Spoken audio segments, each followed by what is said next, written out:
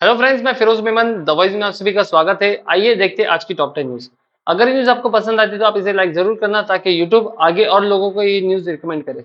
अब भिवंडी के स्टूडेंट्स के लिए लॉ की डिग्री हासिल करना हुआ और भी एक्साइटिंग। हुदा स्कूल के मैनेजमेंट द्वारा शुरू किया गया है RB law college. RB law college में साल 2025-26 के लिए एडमिशन स्टार्ट हो गए हैं। यहाँ स्टूडेंट्स को डीप स्टडी के लिए मूड कोर्ट कंपटीशन कराए जाते हैं। साथ ही इंडोर और आउटडोर स्पोर्ट्स कंपटीशन भी होते हैं और फ्रिक्वेंटली लीगल विजिट्स भी कराए जाते हैं। और सबसे अहम बात यहाँ पर है experience faculty teachers for the best guidance. RB law college manage by Huda school and junior college at Bhandari compound near Muthoot finance, Narpoli, Bhiwandi.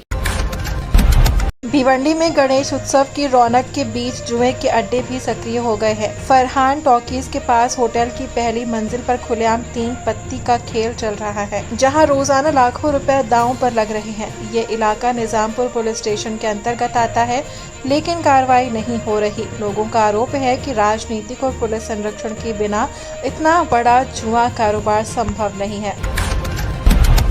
Bhiwandi में गणपति विसर्जन की व्यवस्था में पालिका की लापरवाही उजागर हुई है। मनपा द्वारा बनाए गए आर्टिफिशियल तालाबों में से कई अधूरे रहे और कामवारी नदी तट के तालाब में विसर्जन के अगले ही दिन केकड़े भर गए।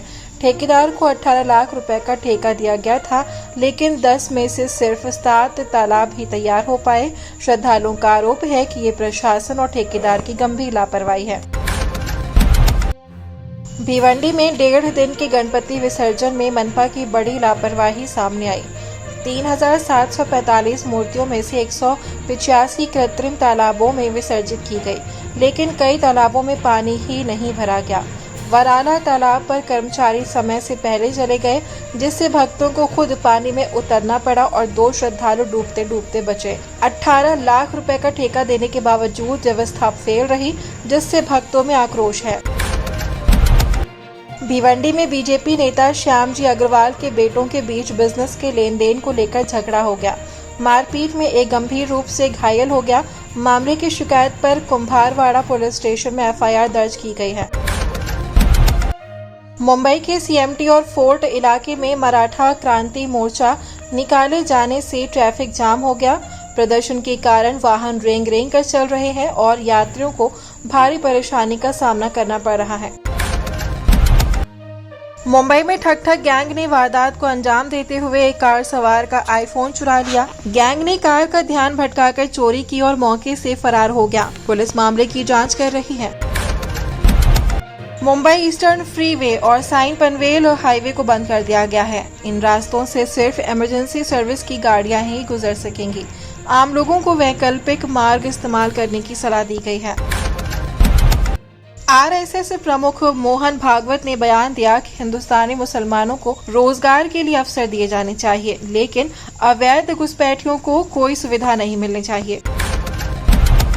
भिवंडी के महापोली इलाके में यूपी पुलिस और स्थानीय पुलिस ने बड़ी कार्रवाई करते हुए नकली वाम जीरा फैक्ट्री का भांडाफोड़ किया। यहां से 1.5 लाख नकली बोतलें, लेबल, पैकेजिंग सामग्री और मशीनें जब्त की गईं। फैक्ट्री मालिक शफाहत लियाकत खान पर एफआईआर दर्ज हुई है।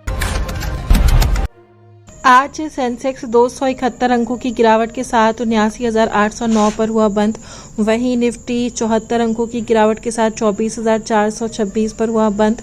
गोल्ड 1,03,919 पर ट्रेड करते हुए सिल्वर 1,20,500 पर और क्रूड ऑयल 5,665 पर ट्रेड करते हुए